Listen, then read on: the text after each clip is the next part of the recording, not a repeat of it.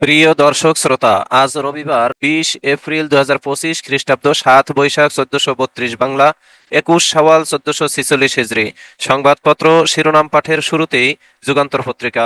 যুগান্তর পত্রিকায় শিরোনাম করা হয়েছে, আওয়ামী লীগের চেতনার দোকানে লুটপাট, বুদ্ধিজীবীদের এ কেমন কাণ্ড। তদন্ত প্রতিবেদনে যা আছে বেশিরভাগ তথ্যই কপি পেস্ট। বাংলাদেশের স্বাধীনতা যুদ্ধ কেন হয়েছিল সে বিষয়ে কোনো গবেষণা নেই।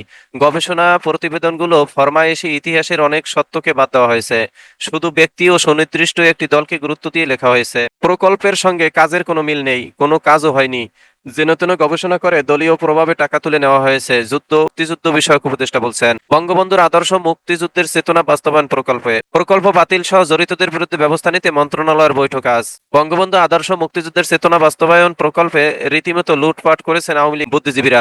নির্ধারিত কাজ সম্পন্ন না করেই 13.5 কোটি টাকার প্রকল্প থেকে 13 কোটি টাকা তুলে নেওয়া হয়েছে।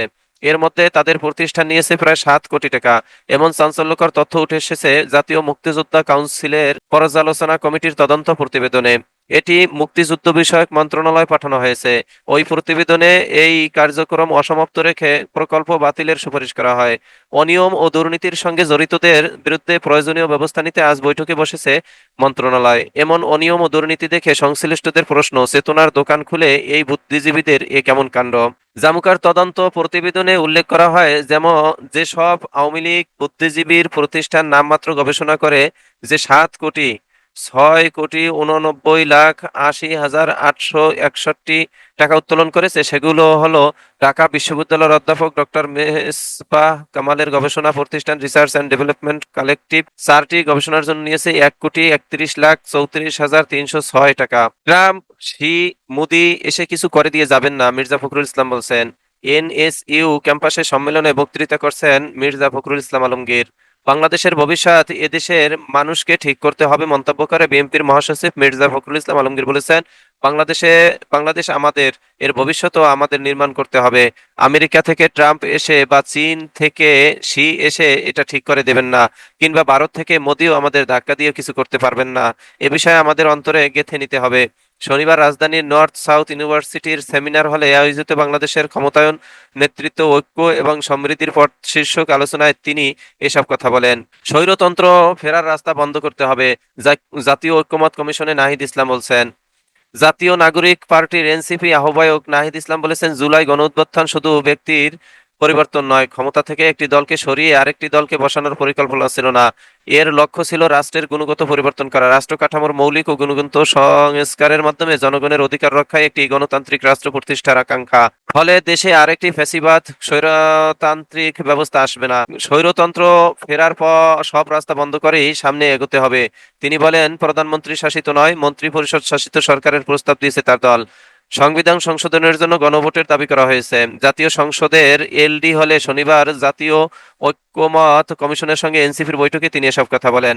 বড় হচ্ছে আওয়ামী লীগের মিছিল, নেপথ্যে কারা। ফের সক্রিয় হয়ে উঠেছে ফ্যাসিবাদের তকমা পাওয়া আওয়ামী লীগ। গণ অভ্যুত্থানে পালিয়ে যাওয়া দলটি দীর্ঘ 15.5 বছরের ভয়াবহ অপশাসনের জন্য ক্ষমা চাওয়া তো দূরের থাক, উল্টো হুমকি ধমকি দিচ্ছে, হাজারো শহীদের রক্তের উপর দাঁড়িয়ে আরো বড় ফ্যাসিস্ট হয়ে ফিরে আসার জানান দিচ্ছে। এমনকি এখন তারা দেশের মধ্যে সংগঠিত হতে শুরু করেছে। মাঝে মধ্যে রাজধানী ঢাকা সহ দেশের বিভিন্ন স্থানে ঝটিকা মিছিল করছেন। প্রকাশ্যে সমাবেশ করার প্রস্তুতি নিতে গোপনে জড়ো হচ্ছে। শুরুর দিকে আওয়ামী লীগের মিছিলে অংশ নেওয়া নেতাকর্মীরা সংখ্যায় কম হলেও ক্রমেই তা বড় হচ্ছে। এই ছিল যুগান্তর পত্রিকার শিরোনাম। এবারে দৈনিক ইত্তেফাকে শিরোনাম করা হয়েছে, আওয়ামী লীগের ঝটিকা মিছিল বাড়ছে গ্রেপ্তার ও সাবেক 3 এমপি সহ এক সপ্তাহে গ্রেপ্তার সহস্রাধিক। নিষিদ্ধ ছাত্রলীগ মিছিল করলে গ্রেপ্তার, বলছেন ডিএমপি। মিছিল কন্ট্রোল করতে না পারলে ব্যবস্থা, পুলিশকে বলছেন স্বরাষ্ট্র উপদেষ্টা। দেশটা আমাদের, এর ভবিষ্যৎ আমাদেরই নির্মাণ করতে হবে, মির্জা ফখরুল ইসলাম আলমগীর বলছেন। এবারে আজকালের খবর। দৈনিক আজকালের খবর পত্রিকার শিরোনাম করা হয়েছে, নির্বাচন ইস্যুতে রাজনৈতিক দল ও জোটের সঙ্গে বিএনপির বৈঠক, ডিসেম্বরে নির্বাচনের দাবির প্রতি সমর্থন 12 দলীয় জোটের। আজ সিপিবি সহ বাম দলগুলোর সঙ্গে আলোচনা। এই ছিল আজকালের খবর পত্রিকার প্রথম পাতার সংবাদ। এবারে শেষের পাতার সংবাদ। শেষের পাতার সংবাদ শিরোনাম করা হয়েছে, ভবন নির্মাণে অনিয়ম হলে কড়া ব্যবস্থা নেবে রাজুক। লেফটেন্যান্ট জেনারেল অবসরপ্রাপ্ত চৌধুরী হাসান সারওয়ার্দীর নেতৃত্বে গতকাল সাবেক সামরিক কর্মকর্তা, আমলা সহ কয়েকশো মানুষ যোগ দেন লিবারেল ডেমোক্রেটিক পার্টিতে। এ সময় এলডিপির প্রেসিডেন্ট কর্নেল অলি আহমদ বীর বিক্রম অবসরপ্রাপ্ত তাদের ফুল দিয়ে শুভেচ্ছা জানান। গাজীপুরে ডিবি পরিচয়ে 98 লাখ টাকা ডাকাতি, এনসিপির নতুন সাংগঠনিক নীতিমালা 64 জেলাকে 19 জোনে ভাগ। ডেঙ্গুতে একজনের মৃত্যু, হাসপাতালে ভর্তি 35। গাজীপুরে চীনা নাগরিকের কারখানায় ডাকাতি। নরসিংদীতে স্ত্রীকে হত্যার পর স্বামীর আত্মহত্যা। শাহজাদপুরে যুবককে পিটিয়ে হত্যা। রাশিয়ার হয়ে যুদ্ধে অংশ নেওয়া বাংলাদেশি যুবক নিহত। ইতিহাস বিকৃত করে অন্যের অপারেশনের কৃতিত্ব ছিনতাই। এক মুক্তিযোদ্ধার বিরুদ্ধে আরেক মুক্তিযোদ্ধার অভিযোগ। কুবিতে সি ইউনিটে ভুল প্রশ্ন, ভর্তি কমিটির আহ্বায়ককে অব্যাহতি। এই ছিল দৈনিক আজকালের খবর পত্রিকার শিরোনাম। এরই মাঝে শেষ হলো আজকে পত্রিকা পাঠের সময়। আপনারা সকলেই ভালো থাকবেন, আল্লাহ ভালো রাখুক এই প্রত্যাশা কামনা করে শেষ করছি। আসসালামু আলাইকুম ওয়া রাহমাতুল্লাহ।